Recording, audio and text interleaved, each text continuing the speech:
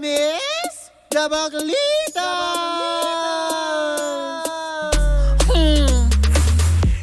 Same, pero iba. Kayo patuloy pa rin pong nakatutok at nakikinig sa number 106.7 Energy FM. Pangga, wag mong sabihin radyo, sabihin mo.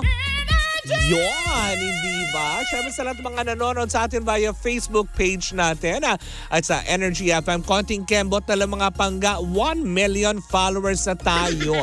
Kaya spread the news, spread the wings and prepare to fly.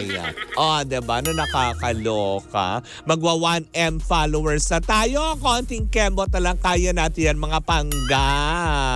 Diba? Siyempre sa mga kabubukas pa lamang ng kanilang mga radyo, ako po si Kapitana Sisa, sa ngalan ng aking partner na si Tita Cora, eto pa rin ang Baklita sa Bubu! Ay, ganun talaga dapat kataas ang enerhiya para nahihila mong enerhiya ng iyong mga katabi, mga kasama, doon sa mga nakikinig sa atin na bagot na sa traffic.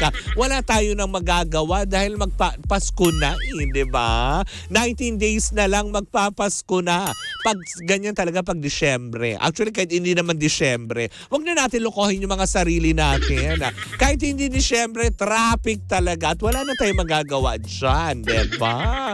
Pero eto na, mukhang may nagawa na at natapos na, diba? Kaya kumapit ka dyan sa kinauupuan mo. Kung ikaw ba naman ay walang ginagawa, makinig ka mabuti. Mukha yatang na-achieve na at maagang pamasko ang ibinigay ng Intellectual Property Office para sa grupong Dabarkads kung saan iginrant na kahapon kina Tito Soto, Vic Soto at Joey De Leon ang trademark na Eat Bulaga. Ay, nako, nakakaloka. This is a good news para sa mga Dabarkads. Dahil nga sa inihaing 16-page decision na inalabas kahapon ng IPO na nagsasabing at nagpapawalang bisa sa Tape Incorporated or mas kilala bilang Television and Production Exponents Incorporated na alam mo yung pagwawalang bisa sa alam mo yun sa pinanghahawakan ng Tape Incorporated na Eat Bulaga na title or EB, 'di ba? Dahil ito ay ginagrant na nila kina Tito Vic and Joey. Kaya sa mga susunod na araw malamang makikita at mapapanood, maririnig na muli natin ang Eat Bulaga na i-ere at mamamayagpag sa TV5. Diba? Nakakaloka it is. Pero hindi daw dyan natatapos. Dahil mukhang aapila pa yatang muli. Ayan, ang kampo ng Tape Incorporated sa pamumuno ng kanilang abogado na si Attorney Maggie Garduque. Sila ay apila pa rin daw mismo sa naturang desisyon ng IPO. Pero in the meantime, dahil nga sa inilabas na 16 pages resolution ng Intellectual Property Office para i-grant na mismo ang matagal nang inaasam na makuha ng Tito Vic and Joey ang titulong Eat Bulaga.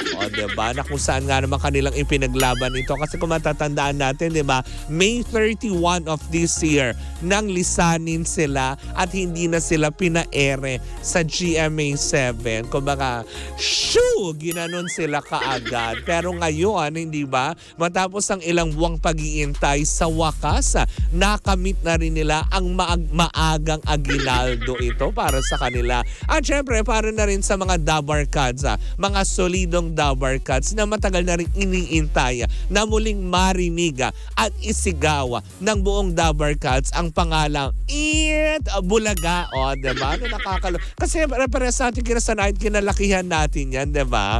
Gaya nga na sinasabi ng ilan, pag sinabi mo kasing Eat Bulaga, matik yan, Tito Vic and Joey. Wala na talaga tayong pwedeng isipin pang iba, hindi ba? Hindi naman natin pwedeng sabihin na, eat, buti nga, hindi naman ganon. Walang ganon. Classic talaga. Ganon talaga. Pag sinabi mong classic yan, classic talaga na ang Eat Bulaga nasa TVJ yan, diba? Kaya I'm so happy naman din. Pero kung kailan man mag-take place or mag-e-effect ang paggamit ng Dabarkads sa pangalang Eat Bulaga, lalo pat lumabas na kahapon ang resolusyon mula sa IPO office, diba? Na sila na ang ginagrant at sila na ang sinasabing may-ari ng trademark na Itbulaga. Dahil nga kumbaga sa resolusyon na yon ay nakaakibat doon na alam mo yon sa mga ebidensya, sa mga nakalap ng Intellectual Property Office na inihain ng Tito Vic and Joey, kung kaya't nagdesisyon sila na oo nga, sa inyo nga namin talaga. Dapat pala kayo ang maging may-ari at kayo ang humawak ng trademark na Itbulaga. O, diba? Well, kung aapila man sila, pwede naman umapila yan, diba? Pero sa ngayon, at least masaya na ang lahat. Dahil sa wakas, diba? Sama-sama na natin isisigaw ang Itbulaga. Oy, happy talaga ang lahat, diba? Kaya I'm so proud of you, Dabarkads. Palakpakan naman natin sila na sa wakas.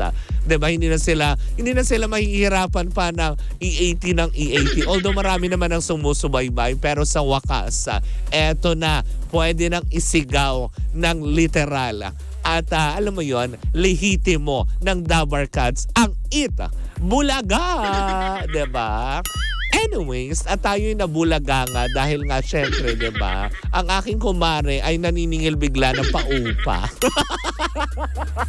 Na si tita ko. Ano mare? Nakapaningil na ba? Sana bukas may baon siya. Classic talaga. Sana bukas may dala-dala siya na pakim-kim sa atin. O, diba? Pakim-kim! Anyways, ayan, nandiyan po muna natatapos ang ating chikahan for today's video. At muli po ako po si Kapitana Sisa sa ngalan ng aking partner na si Tita Cora. Ito pa rin ang Baklias! Woo! Woo! Woo! Ay, sinasanay ko na 3 dahil next year 3 na yung woo natin. Diba? Siyempre, tuloy-tuloy pa rin po ang ating tugtugan. Dito po lamang yan, mga pangga, sa number 106.7 Energy FM. Pangga, wag mong sabihin radyo, sabihin mo